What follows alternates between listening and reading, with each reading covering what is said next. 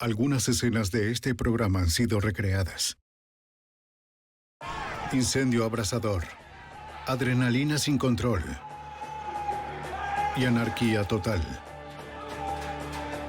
Todo dentro de los muros de la prisión federal. Los equipos tácticos del FBI y negociantes trabajan sin descanso, tratando de evitar una guerra pequeña. ¡Bloqueen la puerta! Y mantener a casi 100 rehenes con vida. La evidencia se acumula, no hay sospechosos evidentes. Asesino serial prófugo. Ted Kaczynski es arrestado.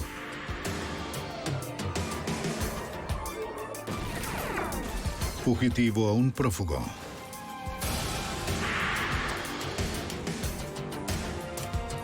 Los archivos del FBI.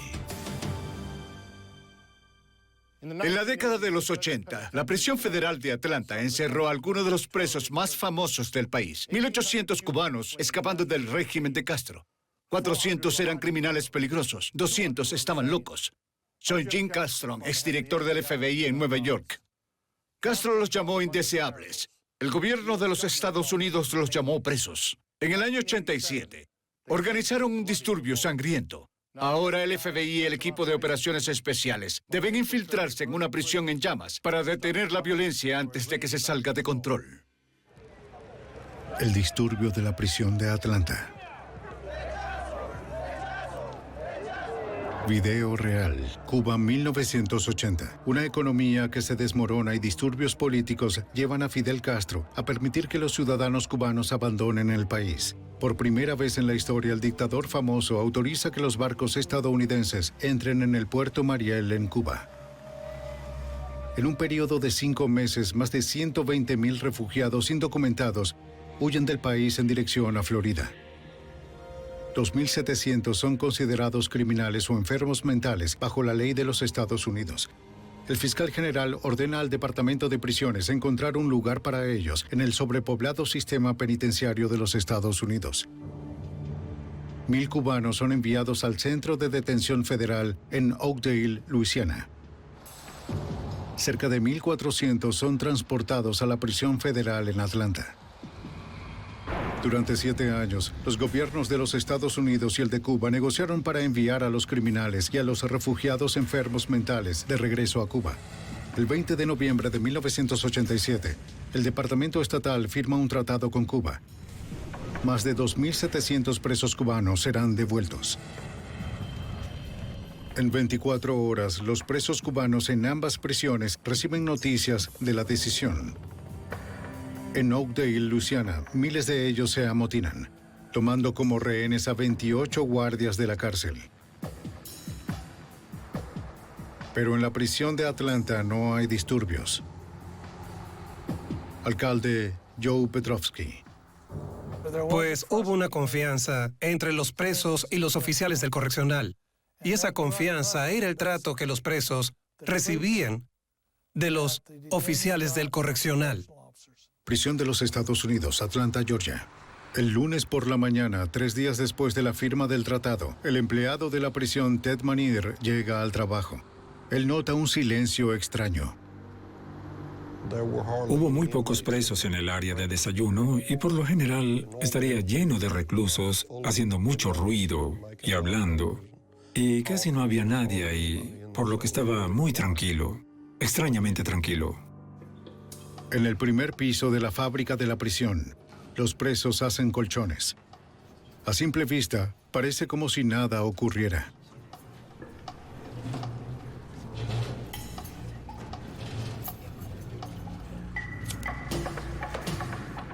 ¿Cómo tú sabes? ¿Cómo tú sabes? Pero en un instante, los presos someten a los guardias e inician un incendio.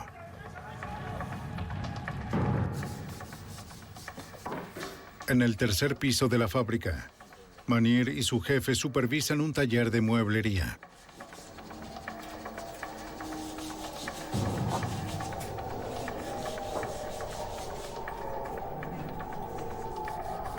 En cuestión de minutos, el disturbio se extiende al resto de los pisos. Se escuchaba como un rugido y estaba subiendo por las escaleras.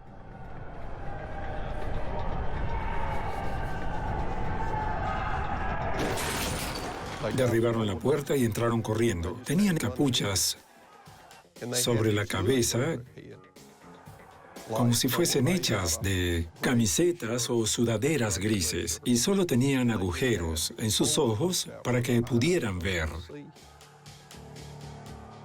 Manir trata de reportar la emergencia, pero es atacado por uno de los presos. No sé si estaba tratando de golpearme o de quitarme el teléfono, pero derribó el teléfono de mi mano y salió de la habitación. Los empleados de la prisión se enfrentan a su peor pesadilla. Aunque están al tanto de los riesgos, nunca pensaron que les sucedería a ellos. Nos dimos cuenta de que había una amenaza, pero supongo que piensas que puedes controlarla. Cuando trabajas con los presos, te acostumbras a ellos y a veces olvidas quiénes son en realidad. Los guardias y los empleados de la fábrica están indefensos. Sin armas y superados en número, afrontan a los agitadores que portan armas caseras. Un empleado informa al alcalde Petrovsky de la crisis. Llama de inmediato a... Dentro de la prisión, nadie portaba un arma.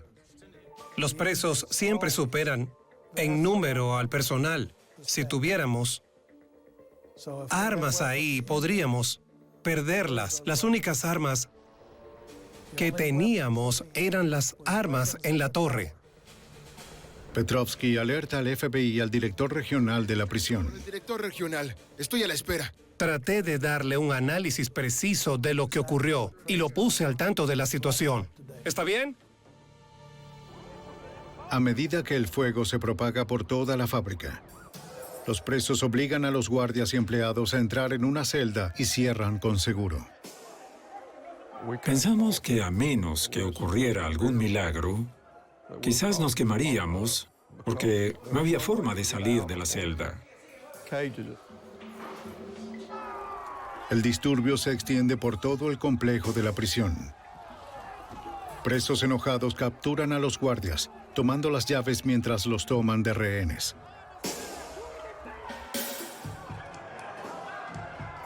Comienzan a liberar al resto de los prisioneros de sus celdas. El disturbio va más allá del confinamiento. Ahora los presos controlan la mayoría de los edificios centrales. Los prisioneros intentan entrar al módulo principal, pero los guardias cierran la puerta de seguridad justo a tiempo.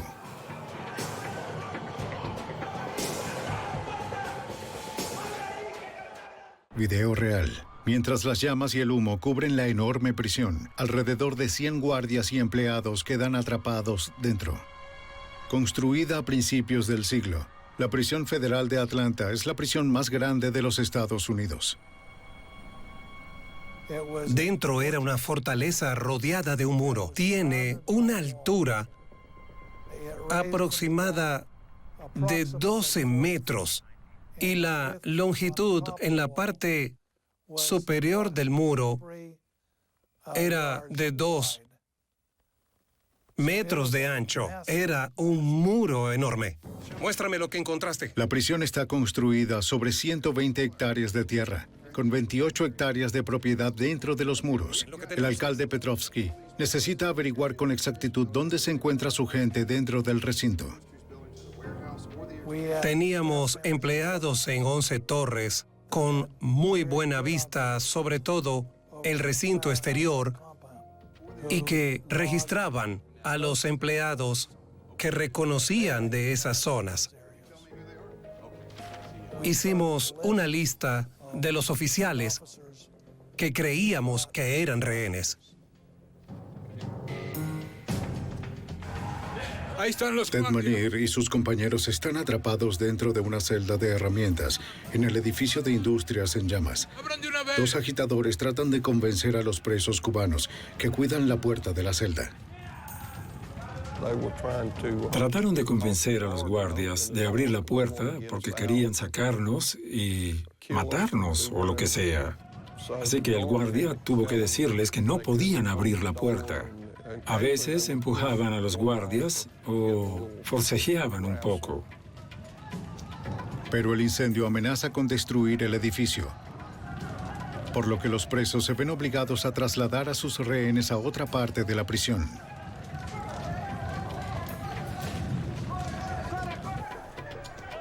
La única ruta los lleva al patio a la vista de las torres.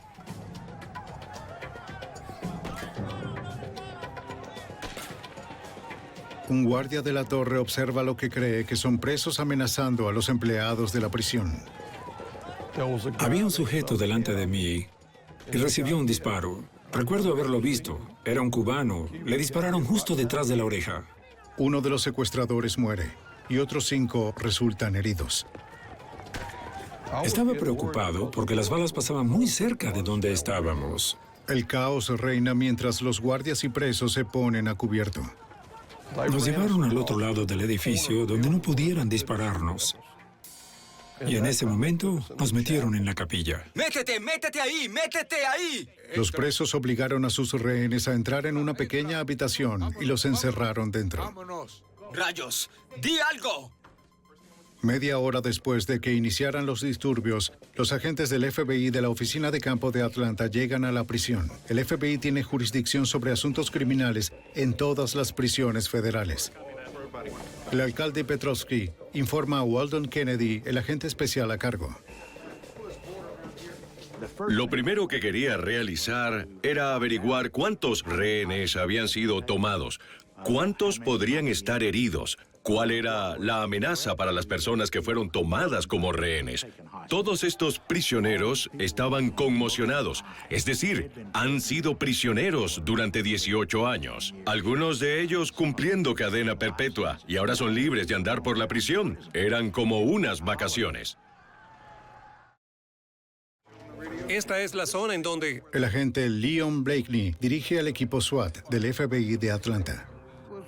Se muestra la silueta del agente Blakeney para proteger su identidad. Nadie sabía con seguridad qué zona controlaban los presos y no sabían cuántos rehenes habían sido tomados. Tenías 2.500 personas alojadas en esa prisión. Había personas corriendo por todas partes y con toda sinceridad fue un caos. El caos resultó letal. Mientras los agentes Kennedy y Blakeney desarrollan un plan para recuperar la prisión, reciben información vital de 2 fuentes. De agentes del FBI ubicados en las afueras de la prisión y de prisioneros dentro de la cárcel que no quieren participar en el disturbio. Comenzamos a descubrir quiénes podrían ser los rehenes, dónde se ocultaban los presos, cuántos eran, qué tipo de armas tenían. Los presos han tomado las radios de los guardias, comprometiendo las comunicaciones de la prisión. Atención central, atención. Los agentes y guardias cambian a una frecuencia segura. 2 hombres blancos, 2 negros. La situación es horrible. Las negociaciones serán fundamentales para resolver la confrontación. ¡Vengan para acá! El agente especial Dee Rosario, un negociador del FBI, inicia una conversación con los presos. ¡Quiero hablar con ustedes! Se están pidiendo demandas sin sentido. Los secuestradores quieren que las cosas se hagan ya. Y es por eso que es importante tratar de llevarlos a un punto en el que puedan ser razonables. ¿Puedes negociar con personas en ese estado emocional? Por lo general, no. Así que tuvimos que darles tiempo. Los agitadores están muy conmocionados, furiosos por el asesinato de un preso. Este tema surgió más de una vez. Mataron a uno de los nuestros. No tenían ningún motivo y lo hicieron. Querían que viera el cuerpo. Ordené que trajeran el cuerpo a donde estábamos. Observé el cuerpo. Querían que sintiera lo mismo que ellos. Y los 4 que salieron a hablar conmigo solo hablaban por sí mismos. No hablaban en nombre de los 1.400 que estaban ahí. En el puesto de mando, el alcalde Petrovsky recibe una llamada desesperada de 16 empleados que se han encerrado en el bloque E. El bloque E alberga a los criminales más peligrosos de la prisión federal de Atlanta. Este grupo de reclusos estaban encerrados en el bloque E para evitar que lastimaran a alguien. Si los presos entran en el pabellón E y liberan a los reclusos, las vidas de los 16 empleados estarán en peligro.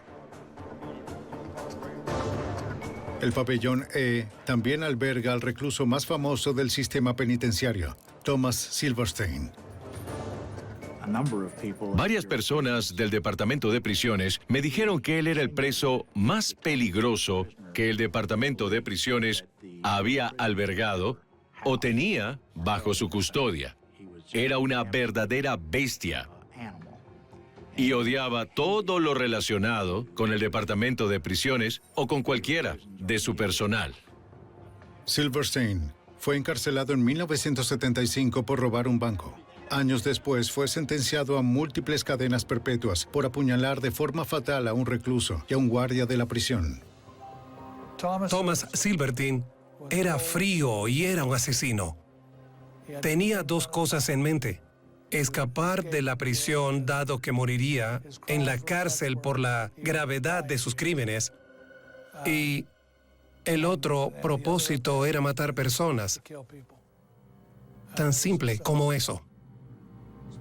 Los guardias del pabellón E están en grave peligro. El agente especial Kennedy trabaja con el equipo SWAT del FBI para idear un plan de rescate. Bob, quiero que vayas y... El análisis del SWAT fue que creían que podían pasar por encima del muro, fuera de la vista de los presos en el disturbio, y rescatar a esas personas de ese edificio con éxito. El equipo SWAT necesitará escaleras para subir la pared de 12 metros de altura. El agente especial Blakeney llama al Departamento de Bomberos de Atlanta y a la tripulación de un helicóptero de la Guardia Nacional para ayudar a realizar el plan. Ponemos un helicóptero en el lado opuesto de la prisión para llamar su atención y al menos tener una distracción.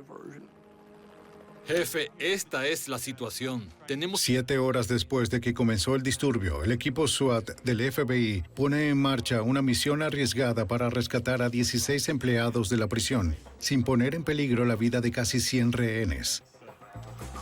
Muy bien, escuchen. Tenemos que poner un camión en la esquina suroeste, subir la escalera. 7 horas después de que estallara un disturbio en la prisión federal de Atlanta, un equipo SWAT del FBI pone en marcha una misión para rescatar a 16 empleados encerrados en uno de los pabellones de la prisión. El agente especial del FBI, Walden Kennedy, sabe que si los presos cubanos ven el intento de rescate, podría ser un desastre.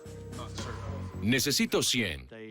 No dudarían en matar a los rehenes si se percataban de que intentaríamos recuperar la prisión o cualquier parte de ella. Después de escalar el muro, el equipo SWAT del FBI se acerca al pabellón E, donde se encuentran los reclusos más peligrosos de la prisión. Guardias, salgan, salgan. Salgan ahora, guardias. SWAT saca a los empleados de la prisión del edificio. Identifíquense cuando lleguen. ¡Vamos! ¡Sigan! Del otro lado de la prisión, 27 empleados preocupados por su seguridad se han encerrado dentro del hospital de la prisión. Descontentos, observan cómo sus colegas son escoltados a un lugar seguro. El líder del equipo SWAT del FBI, Leon Blakeney. Estaban gritando desesperados: ¡vengan a buscarnos! ¡Vengan a buscarnos! El jefe del Departamento de Prisiones pide al equipo SWAT del FBI que regresen a buscar a los empleados del hospital. Los miembros del SWAT me informaron que existía una gran probabilidad de que serían vistos pasando por encima del muro para tratar de rescatar a las personas del hospital.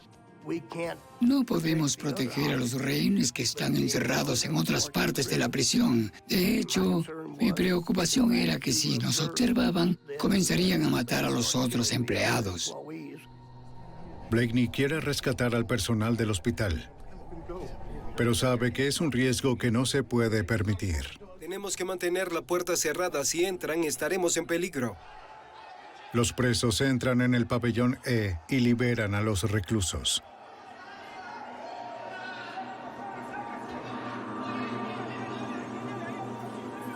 Los criminales corren libres, incluyendo a Thomas Lieberstein, un asesino despiadado.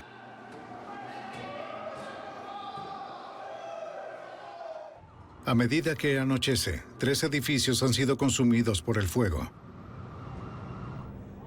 Casi 100 guardias y empleados han sido tomados como rehenes o se han encerrado dentro de la prisión. Ted Manier, empleado de la prisión, está retenido en una habitación de la capilla de la prisión. Un hombre se acercó a la ventana y no era cubano. Y el sujeto a mi lado dijo, ese es Silverstein. Entró y tenía una linterna y comenzó a iluminarnos. Iluminó mi rostro y dijo, ¿qué? ¿No te conozco? Y le dije, no, nunca te había visto antes. Y él dijo, ¿no sabes quién soy?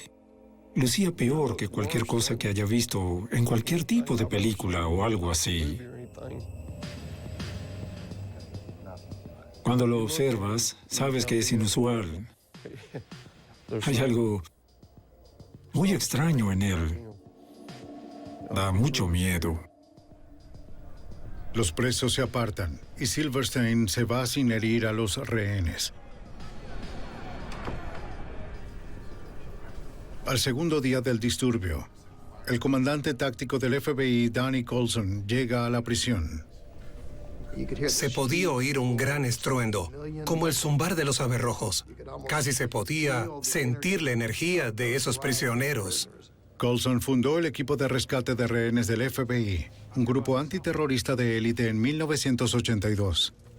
El ERR es el equivalente de las fuerzas del orden de los Navy SEALs o de la Fuerza Delta del Ejército. La única unidad en los Estados Unidos que cuenta con los recursos avanzados de explosivos o térmicos es el equipo de rescate de rehenes del FBI. Video real, pero el ERR se encuentra ocupado con el disturbio en Oakdale.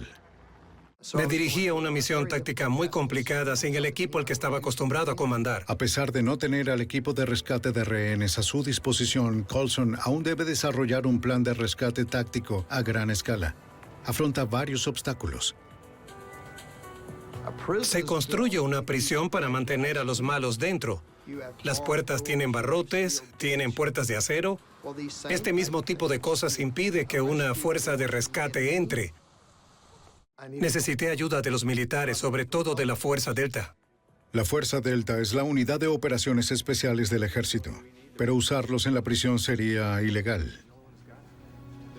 La ley Posse Comitatus fue aprobada justo después de la Guerra Civil, y esa ley impide que los militares se involucren de forma activa con los miembros de las fuerzas del orden público. Salvo por la aprobación de la Casa Blanca, el FBI debe confiar en la fuerza pública civil. Walden Kennedy reúne a más de 400 miembros de SWAT en la prisión. Teníamos equipos SWAT de todo el país, Chicago, Nueva York y por supuesto de las áreas cercanas. Nos dimos cuenta, basándonos en nuestra información, de que estábamos a una hora de entrar para rescatar a los rehenes. A todos nos preocupaba que si comenzaban a matar rehenes, no podríamos entrar ahí. Y esa es una de las razones por las que Dee Rosario y otros negociadores realizaban un gran esfuerzo para tratar de conseguir a alguien con quien hablar para calmar la situación. Pero las negociaciones no están progresando. Ninguno de los agitadores con los que Dee Rosario ha hablado tiene suficiente poder para influir en los presos. Los negociadores necesitan un método distinto. Podríamos estar ahí durante mucho tiempo, a menos que encontremos un grupo de personas entre los presos que puedan hablar, si no en nombre de todos, de la mayoría de ellos.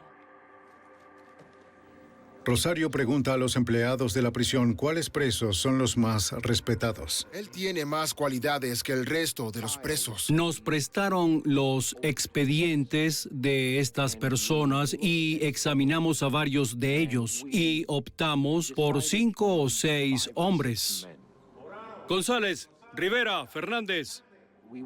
Fuimos a la reja y los llamamos por su nombre y vinieron hacia nosotros. Los invitamos a entrar, a sentarse a la mesa y a hablar con nosotros. Los presos aceptaron hablar con los negociadores. Y comenzamos a hablar en serio en términos de ¿cómo podemos resolver esto? ¿Qué es lo que están buscando? ¿Qué quieres? Quiero que pongamos... La primera demanda que tenían era que el Servicio de Inmigración y Naturalización realizara audiencias individuales para que todos y cada uno de ellos permanecieran en los Estados Unidos. Es una petición directa. Rosario acepta transmitirla al Departamento de Justicia. Al finalizar la reunión, el negociador utiliza un poco de psicología para ayudar a afianzar la posición del grupo como los líderes dentro de la prisión. Decidimos darles a estos hombres el correo que se había acumulado antes de que comenzara el disturbio. En la prisión, el correo diario es un vínculo importante con el mundo exterior. Regresaron y pudimos escuchar los gritos de alegría cuando estos sujetos aparecieron con 2 bolsas llenas de correos. Pensamos que creó en las mentes de los demás que estos hombres podían hacer las cosas por ellos. Esa fue nuestra ventaja. Después de eso, seguimos llamando a los mismos sujetos. Rosario está comenzando a progresar, pero las negociaciones avanzan muy lento. En el hospital de la prisión, a 27 empleados atrapados se les acaba el tiempo.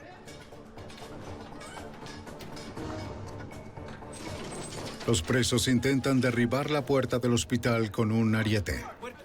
¡Bloqueen la puerta! ¡Llama al alcaide! Los empleados llaman al alcaide Petrovsky al centro de mando. El alcaide Petrovsky transmite la información a Weldon Kennedy. Los presos pueden entrar por las puertas del hospital en cualquier momento. Teníamos 27 personas ahí y existía el temor de que una vez que tomaran el hospital, ellos podrían resultar heridos o incluso asesinados. Así que el ariete, de hecho, podíamos escucharlo, golpeando las puertas metálicas de la prisión. Los oficiales del Departamento de Prisiones se preocupan por lo que podría suceder si los presos logran acceder a las drogas y narcóticos almacenados en el hospital. Weldon Kennedy le pide al comandante del ERR, Danny Colson, una segunda evaluación. Dije, sí podemos sacarlos. Podemos pasar por encima del muro, defender la zona con un perímetro y deslizarlos por encima del muro y saldremos. La mayor preocupación de Colson es que los presos están viendo las noticias del disturbio. Los reclusos estaban viendo la televisión para ver lo que hacíamos tanto como podían. Podían creer que se estaba realizando un rescate de toda la prisión y luego comenzarían a ejecutar a los rehenes. Los trabajadores del hospital están por convertirse en rehenes o en algo peor. Así que tenemos un gran dilema. ¿Entramos y sacamos a esas personas del hospital y las salvamos? ¿O que sean tomadas como rehenes? Kennedy decide que un rescate es demasiado arriesgado. Mi decisión se basó en toda la información que tenía. No iremos por el rescate. No autorizaré el rescate. Cuando regresó y lo anunció al Departamento de Prisiones, recuerdo que un oficial del Departamento de Prisiones pasó a mi lado, me miró y me dijo, si ellos fueran agentes del FBI, irían a buscarlos, y le dije, no lo harían. Weldon Kennedy se pregunta si acaba de firmar una sentencia de muerte para 27 personas inocentes. Durante 2 días se desató un disturbio en la prisión federal de Atlanta. Ahora docenas de presos cubanos controlan la prisión. 27 empleados del Departamento de Prisiones están atrapados en el hospital de la prisión. Colson Kennedy, agente especial a cargo de la oficina del FBI en Atlanta, toma una decisión difícil. Si entrábamos en la prisión, si tratábamos de recuperarla, existía una amenaza de que matarían a todos de inmediato. Kennedy decide no iniciar una misión de rescate. 2 horas después de la decisión, se pierde la comunicación con los empleados del hospital de la prisión. ¿Hay alguien ahí? Es el alcaide. Contesten si me escuchan. Sabía que si algo le pasaba a alguna de esas 27 personas, viviría por siempre sabiendo que fue la persona responsable. Los guardias ubicados en las torres de la prisión reúnen información a medida que los presos trasladan a los rehenes a través del patio de la prisión. Un guardia llama al puesto de mando del FBI con un suceso alarmante. Un grupo de presos movilizan tanques de acetileno a un sótano donde pueden acceder a las torres de electricidad de la prisión. Danny Colson es el comandante táctico del FBI en la escena. Podrían ser capaces de colocar varios tanques debajo de nuestro puesto de comando, donde los túneles se conectan y causar una explosión que habría diezmado el puesto de comando y quizás les hubiera permitido escapar. Colson y el equipo SWAT del FBI se preparan para bajar a los túneles. Los túneles fueron diseñados para 2 propósitos. Uno, que todos los servicios pasaran por los túneles. Las tuberías de vapor, las tuberías eléctricas, eran túneles grandes. También eran túneles de ventilación lo bastante grandes como para que un hombre pudiera caminar de pie y tuviera que agacharse para llegar al final. El líder del equipo SWAT, Leon Blakeney, y Colson no tienen idea de lo que encontrarán una vez que entren. Los mapas de las prisiones no son confiables y no se pueden comunicar con los agentes en la superficie. Mientras el equipo atraviesa el laberinto subterráneo de tuberías, se encuentra con un grupo de presos. Leon Blakeney. Una vez que entramos en los túneles, descubrimos que los cubanos estaban ahí. Más de una vez nos acercamos mucho a ellos, a menos de 3 metros. Había varios de ellos y los enfrentaríamos. Por fortuna, se daban la vuelta y corrían. El equipo SWAT no puede encontrar los tanques de acetileno en el amplio sistema subterráneo, pero están convencidos de que los presos están explorando los túneles en busca de una posible ruta de escape. Concluimos que el sistema de túneles era una amenaza real para resolver con éxito la crisis. Al final pudimos colocar a los equipos SWAT abajo. El equipo SWAT de Chicago se encargó de una parte del sistema de túneles y el equipo SWAT de la oficina de campo de Washington se encargó de la otra parte del sistema de túneles. En el tercer día del disturbio, Danny Colson recibe información de agentes con binoculares de largo alcance, ubicados alrededor de la prisión. Los presos han trasladado a casi todos los rehenes a un edificio conocido como el dormitorio americano. Colson comienza a elaborar un plan de rescate táctico. Significa que pueden... Video real. Las personas se reúnen en las afueras de la prisión. Las familias de los rehenes, de los guardias de la prisión e incluso de los presos esperan noticias sobre sus seres queridos. Los medios de comunicación cubren las últimas noticias de la prisión. Había cientos de periodistas ahí, emisoras, canales locales.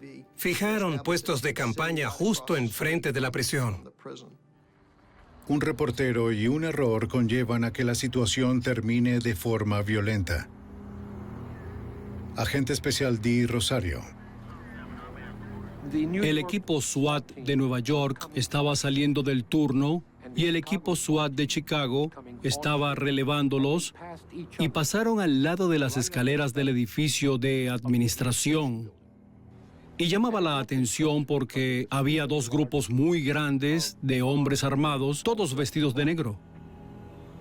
Un reportero local de Atlanta ve esto y observa a los 40 o 50 hombres vestidos con equipos SWAT subiendo los escalones de la entrada y se apresura a decir en televisión en vivo hacia dónde se dirigen. Parece que el FBI va a recuperar el control de la prisión. ¡Mira! ¡Están entrando! ¡No puede ser! Cuando los presos ven el reporte en las noticias, toman acciones inmediatas. Llevaron a varios rehenes al patio. Y gracias a nuestra cámara pudimos verlos. Sacaron a los rehenes y les echaron gasolina encima. Luego, tomaron sus encendedores y comenzaron a presionarlos mientras nos gritaban: si quieren atacarnos, adelante. En cuanto lo hagan, les prenderemos fuego a estos hombres. Sin saberlo, un joven periodista pudo haber cometido un error que podría costar la vida de casi 100 personas inocentes.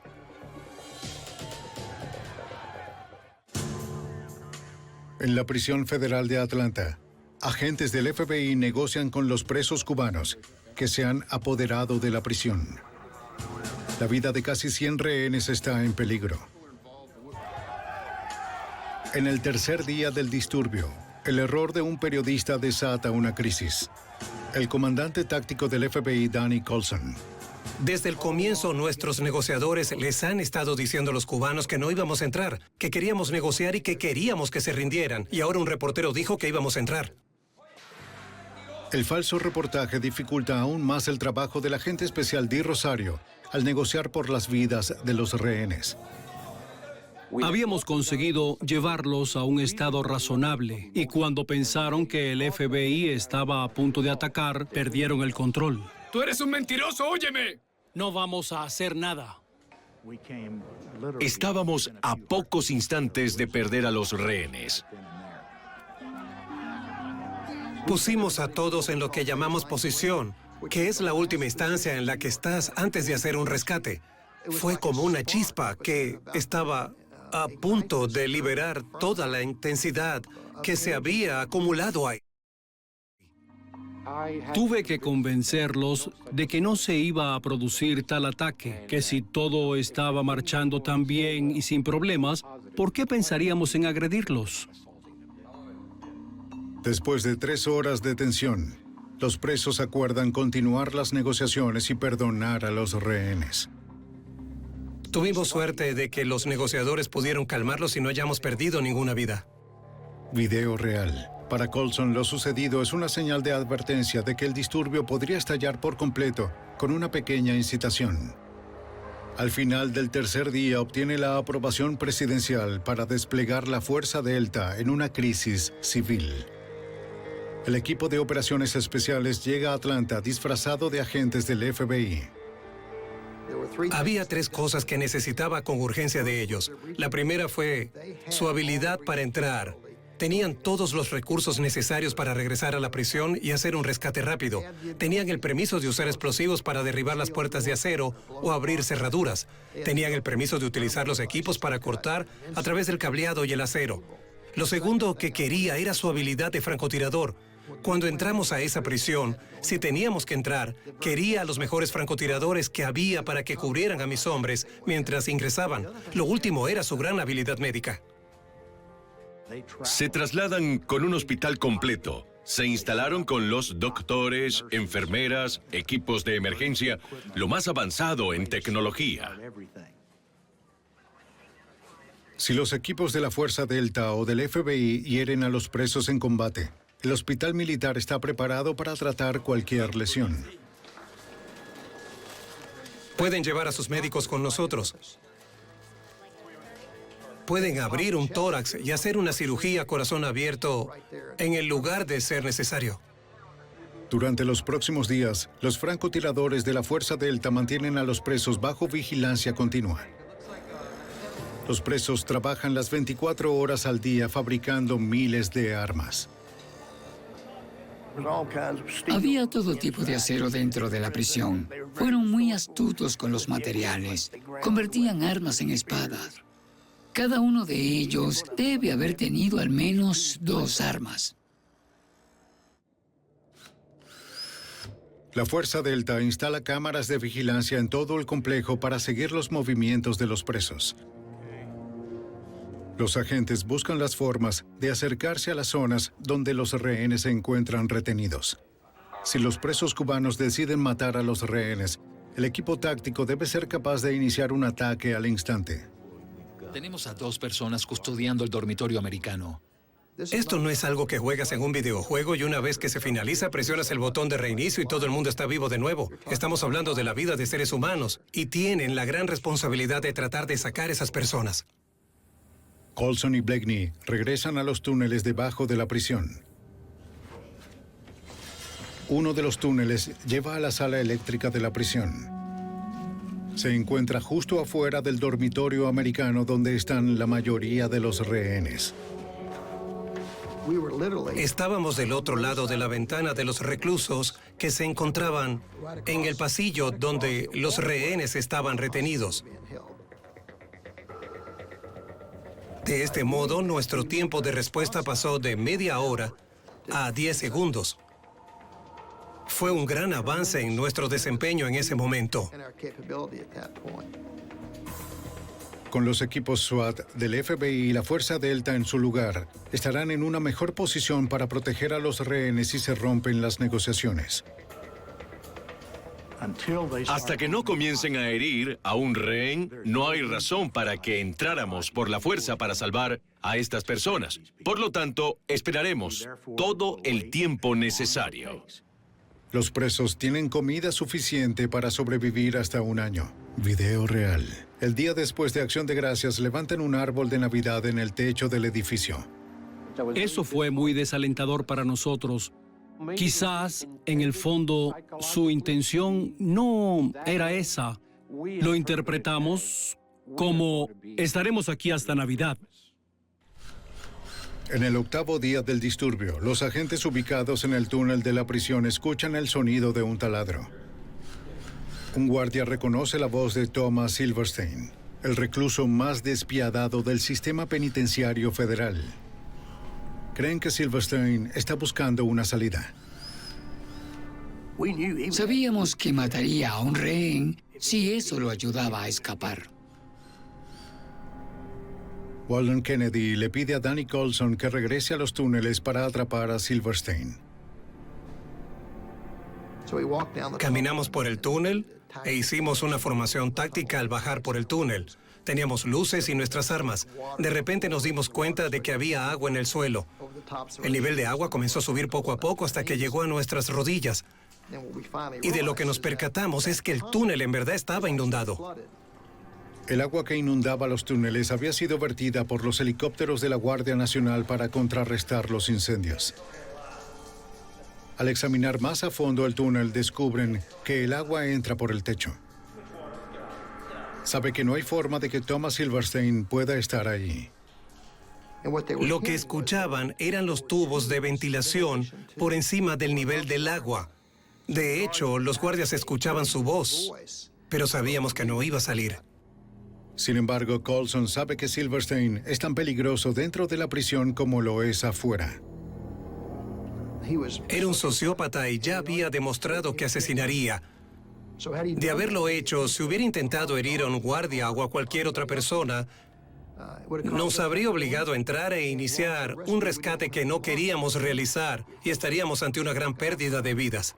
Al saber que Thomas Silverstein es un prisionero tan peligroso, el negociador del FBI, Dee Rosario, debe convencer a los presos de entregarlo. Los Estados Unidos, ¿ok? Destaqué más de una vez el hecho de que Thomas Silverstein podría ser una gran desventaja para los presos cubanos, su causa y lo que estaban tratando de lograr. Me dijeron que lo pensarían. Rosario le dice a los presos que hasta que no encierren a Silverstein, los rehenes están en grave peligro. Mientras el asesino despiadado ande libre, el disturbio podría terminar en un final violento e inesperado. Luego de una semana de intenso enfrentamiento con los presos cubanos en la prisión federal de Atlanta, los negociadores del FBI temen que un prisionero estadounidense pueda comprometer la solución pacífica del conflicto. Lo que les sugerí fue que tarde o temprano les convendría entregar a Tommy Silverstein. El agente especial Dee Rosario trata de convencer a los presos de que Silverstein es una amenaza grave para los empleados de la prisión que están retenidos como rehenes. El preso americano está comprometiendo su posición en las negociaciones. Poco después, un gran grupo de presos aparece en la puerta de seguridad del módulo principal. Había alrededor de 100 cubanos gritando, moviendo sus espadas en el aire.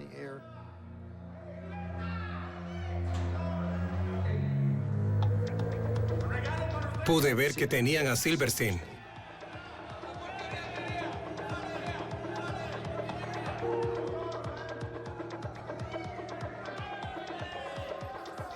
Y en medio de los cubanos gritando, nos arrojaron a Silverstein.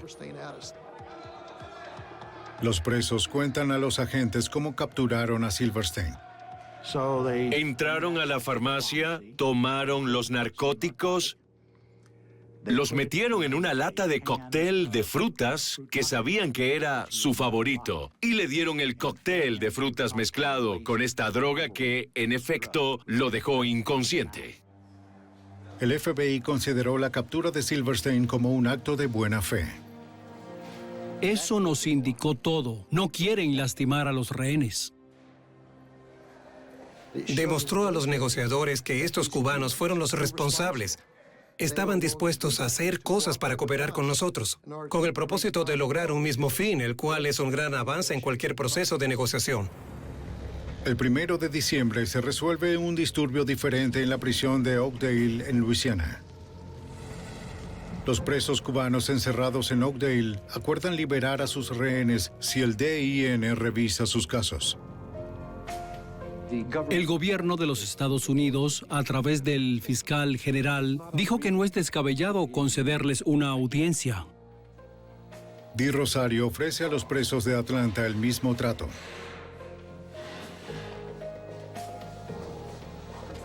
Los secuestradores han conseguido lo que querían, pero las negociaciones siguen detenidas. La vigilancia audiovisual revela que los presos piensan que el FBI no usará la fuerza letal para sacarlos de la prisión, que tendrían una posibilidad de luchar para vencer a las fuerzas federales. Los cubanos pensaron que el FBI y los demás agentes entrarían con porras y bastones y que lucharían. Al día siguiente, Colson decide enviar a los prisioneros un mensaje claro. El preso acepta hablar con Colson. Él dijo, tengo que ir al baño, y le dije, espera aquí. ¿A dónde va él?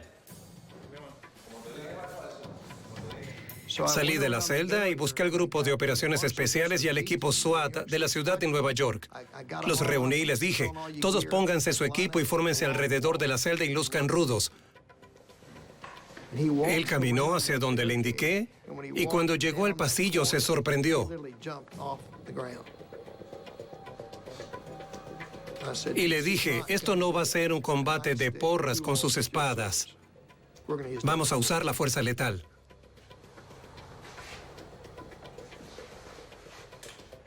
Los presos aceptan los términos de rendición.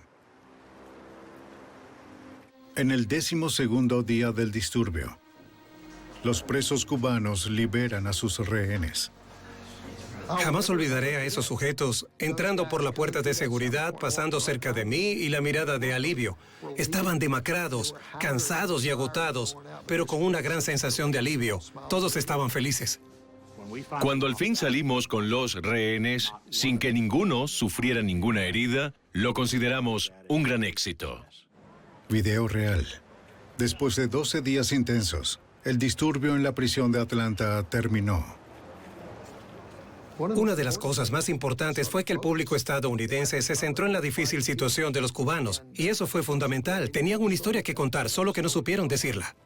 Después de los disturbios, a todos los presos se les concede una audiencia ante el DIN. Algunos son liberados. Otros con antecedentes penales y discapacidades mentales son regresados a Cuba.